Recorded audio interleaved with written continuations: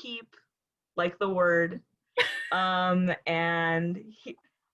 met Katie in college. We were both in photo book class together. Shout out Lucas Felsman and his Murmuring Birds. And yeah, I guess we're going to talk about cooking, which I'm not an expert on, but I really like it. Hey, that's all you need. And I think it's worth mentioning our favorite topic in the video. Keep made this incredible book about hands, and I Hands. in a lot of my work, and there's just a lot of synergy there. So A+. Side note, if you ever sell those hand scarves, let me know. Yes. Because I would purchase one. I loved those. They were so pretty. One immediately. Okay, Love it. back to cooking. So how did you get into cooking originally? It was something I was worried about when I graduated, because with 4 years of on-campus housing, I hadn't really needed to know how to cook. I was hopeful with like the 10 weeks living in a co-op, because I did like doing the cooking shift. But it was only 10 weeks. I wasn't that sure. There were always other people around to help. So when I graduated and like moved out for the first time on my own, I also just coincidentally never had like a summer where I was like living kind of, in an apartment needing to cook for myself. I was either like on campus with dorm food or working at like a summer camp, so there's food. But yeah, I just didn't know if I would like, I was like, okay, I know I'll be able to like buy food that I'll eat, but will I like cook myself food? I have no idea. Am I gonna hate this part of like being an adult? And so I slowly was just trying new things and found out that I really, really liked it. And I guess the other thing that's been really nice is also kind of near the end of college, I was a really, really, really picky eater when I was a kid, and kind of just thought that was going to be most of my life. And I started to get a bit better by the end of college. And then I think cooking a lot on my own has like helped that even more, to the point where now I'm like, I don't think I'm really a picky eater anymore. And that feels just really nice to say, because I was pretty embarrassed by like the things I would eat or not eat in public. I was like, this is not okay. You need to be better. My mom would say, she sympathizes, I was like the pickiest eater ever as a child, and then I became vegan, and she was like, Jesus Christ, what do I do with you? And then I think it was like mostly college where I was like, oh, I'm around people who are eating other things, and I should like learn that and learn how to cook. And living in a co-op also really helped me, because I was cooking for 35 people, and it's like, how do you do that? The two things that I think helped a lot were, for the pickiness, was one, also, being around people, and specifically when I knew I was about to go do a quarter abroad, I was living with a host family, and I was like, oh, you cannot, like, not eat their food. I was like, you need to get to a place where you can eat and, like finish your meal even if you don't love it. You need to be able to just, like, eat the food in front of you. And then, so a little bit before that quarter, I started, like, trying to be more adventurous, and then was pretty, I mean, Spanish food isn't crazy, but, like, was very open to eating all the things put in front of me.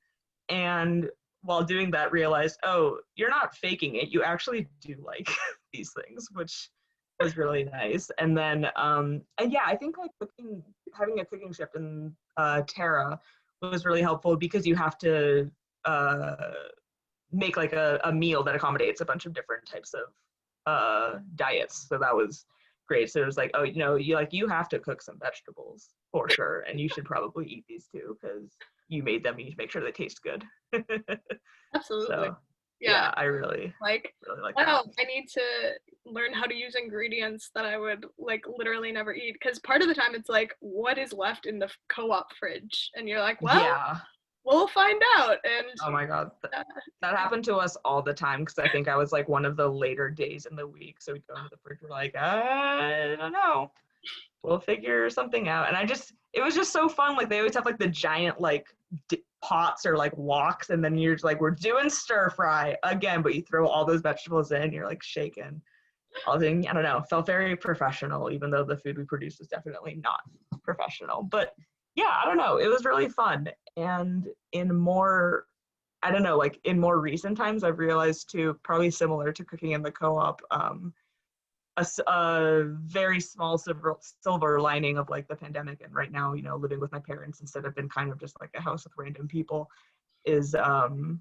cooking, and like cooking for other people is so much more satisfying. And I've been really enjoying like once or twice a week, like, okay, I'm in charge of dinner tonight. I am in charge of dinner tonight, and knowing that like, oh, like my parents are gonna eat this food and like they will really appreciate it, and it's not just for me. So I like the, I mean, it's hard to do right now in the with not being able to like see a lot of other people, but at least within my household, like us all getting to cook together has been really fun. And my mom basically did do all of the cooking, or my dad a little bit when we were kids. So it's nice to know that she doesn't have to do it all the time now that we can help her out. Yeah, it's the same in my household, which is so crazy. Like every Saturday, my dad makes me pancakes because he learned how to make vegan pancakes when I went vegan, and he does it every week. And it's like the only thing holding my life together, honestly, other than classes.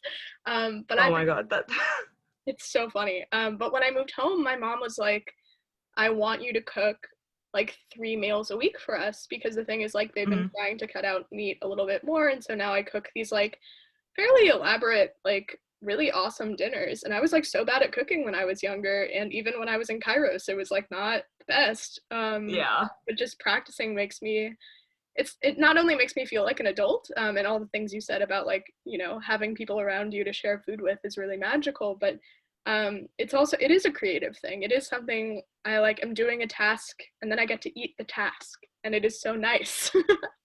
Yeah. Yeah, I like it too with like definitely with the like creative sense, because I think sometimes I feel like I'm not the most creative person. Like artistic stuff doesn't come like super automatically to me, but the cooking is like something, and I know that like I can just keep like working on that, and like anyone can do whatever they want. And there are things I thought about in the pandemic, like okay, like when like the pandemic ends, like you could do these like artistic endeavors that you actually like. For example, I think it'd be, this is totally off topic, but I think it'd be cool to do like jewelry making. I can't do that like at home. I need to go take a class, but so like stuff like that. But then I'm like, okay, at least you have cooking right now, where I actually do like feel like, no, like you have like a good grasp of how this works, and you can make pretty good food. Then both cooking and baking, it's been really fun. And getting some like um we don't have as many like from my parents specifically, but when I was living in Michigan, getting some of my grandmother's recipes was really fun. Like last year I did a Friendsgiving at my house, and I don't really like turkey that much, and also I absolutely didn't want to cook a turkey in my house. So I was like, what does my grandmother always do on Thanksgiving? Because like when we're in Michigan, we always go to her house for Thanksgiving, and I was like, she always has a turkey, but what she actually likes making is like her classic like Jewish grandmother.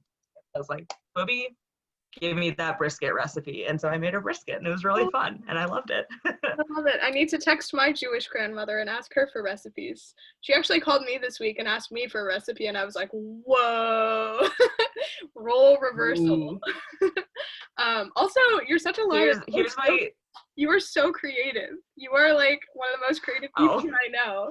And like seeing all your stuff on Instagram Thank you. is amazing. So that's really nice. Speaking of my two Jewish grandma stories that these remind me of that are related to cooking, one, she has these stories about how she was like, oh, like the recipes skipped a generation for a long time, so like she would get all of her grandmother's recipes, and when she was becoming an adult, she was like to her grandmother, Booby, I'm doing Passover dinner this year. What's the gefilte fish recipe? And she like wouldn't tell her. So my grandmother was like, okay, fine, I'll just like find my own recipe. So makes gefilte fish, and then everyone comes over, and her grandma's eating it, and she's like, oh, for this step, did you do this or did you do this? And my grandma was like, I did this. And her grandma would go, oh, I usually do that. And my grandma on the side would be like, okay, note for next year, do that instead. And then the next year she would comment on something else. So after like 4 or 5 years, my grandma was like, oh, I have the full recipe now. This is great. I love that. That's hilarious. And then the other story she always has is, I think it was maybe her mother-in-law or like some older person in her family years ago. She was always in charge of the matzo ball soup, and people would always comment like, oh, your matzo balls are so good, they're so fluffy, like what's the secret? And one year she was like, oh, I just add a little flour to them. We were like, Can't have flour on Passover. That was the secret. Flour.